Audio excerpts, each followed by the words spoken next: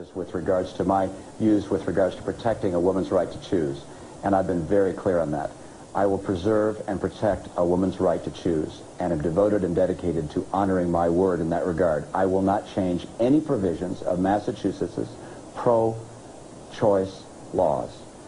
No, I want the voters to know exactly where I'm going to stand as governor, and that is I am not going to change our pro-choice laws in Massachusetts in any way.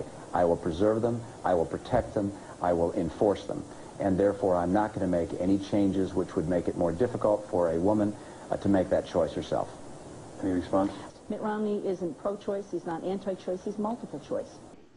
I believe that abortion should be safe and legal in this country. I have since the time that my mom took that position when she ran in 1970 as a U.S. Senate candidate. I believe that since Roe v. Wade has been the law for 20 years, that we should sustain and support it. And I sustain and support that law and the right of a woman to make that choice. Look, I was an independent during the time of Reagan Bush. I'm not trying to return to Reagan Bush. My positions don't talk about things that you suggest they talk about. This isn't a political issue. I believe that public companies and federal agencies should be required to report in their annual 10K the number of minorities and women by income group within the company, so we can identify where the glass ceiling is and break through it. Do you believe that there should be a timetable in withdrawing the troops? Well, there's no question but that the President and Prime Minister al-Maliki have to have a series of timetables and milestones that they speak about.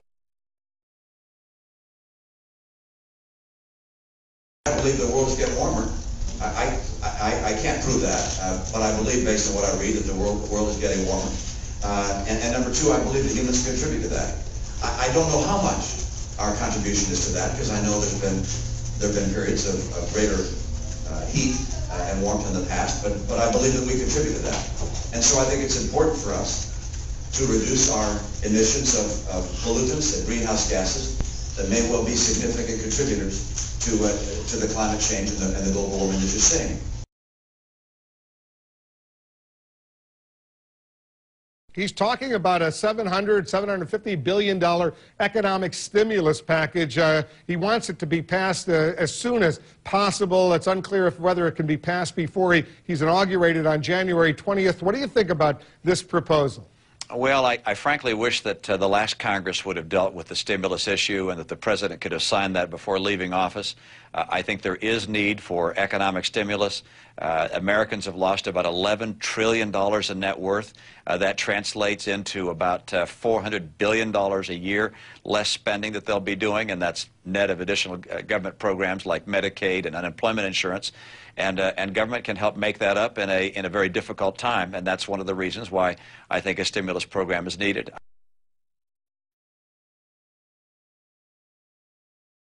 Reaction now from former presidential candidate and former Massachusetts Governor Mitt Romney.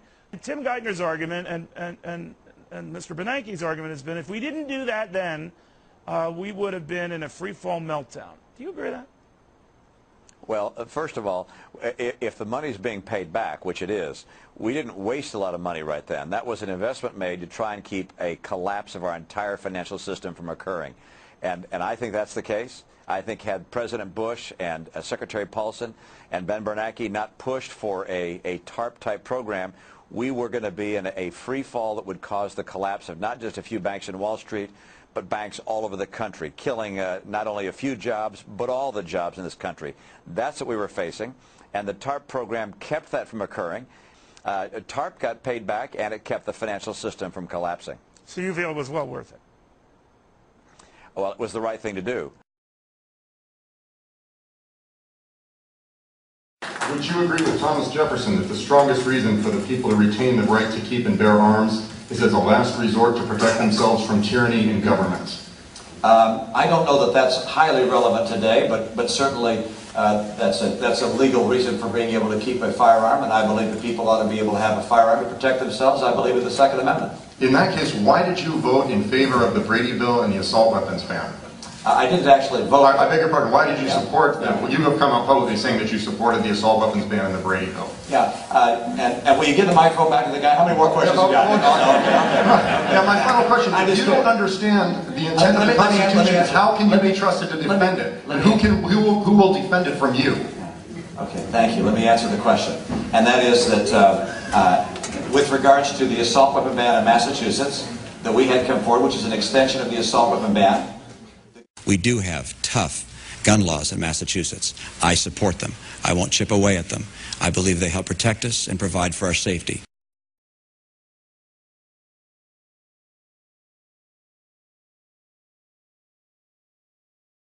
Let me bring you back once again to the question of immigration.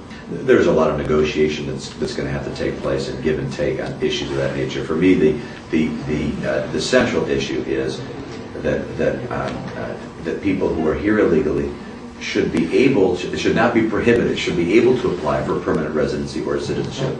That should not be prohibited.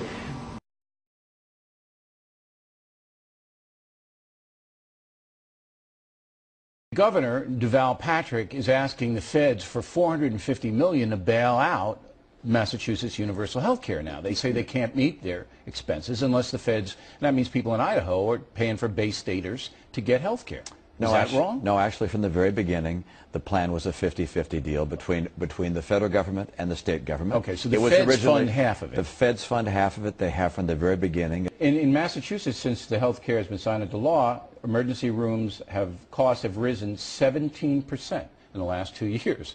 So the myth, and I think it's a myth, that this emergency thing will go down when you have Obamacare, it's not proven in Massachusetts. Emergency room things are up.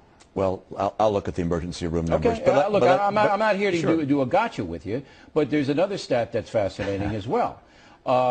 Massachusetts has the highest per capita health care costs in the union, in the nation. And it did before the bill was passed, too. But so isn't it supposed to bring the costs down? No. What the bill did. You know me, I'm a simple man, okay? Yeah, you say you solve the problem in the state, but you're depending on 50% of your funding from the feds. As we did from the beginning. Okay, I'm just telling you, I don't know if you solved the problem or the people in Idaho solved it. But health care costs in Massachusetts were high before the bill that got people insured, and they're high afterwards. They're the highest. They were the highest before, and they're the highest afterwards. But it didn't bring them down. No, it did not bring them down. Right. Analysts say Romney Care is basically Obamacare minus the public option. If the president drops the public option, will you come out and support him? Well, it depends on what's in the rest of the bill. Back in 2009, when we asked the former governor about that mandate, he defended it. But it is a mandate. It's a kind of mandate. It's a requirement. In order to get a tax exemption that you normally get, you got to have health insurance because we want everybody in the system. No more free riders. Democrats already have clips like that queued up for 2012. The Romney system has mandates in Massachusetts, although you've backed away from mandates on a national basis. No, I like mandates. The mandates work. Beg your pardon? I didn't know you were going to admit that. No, absolutely. You like mandates. Let me tell you what kind of mandates I like, Fred, which is this. The ones you come up with. I agree with Mitt Romney, who recently said he's proud of what he accomplished on health care.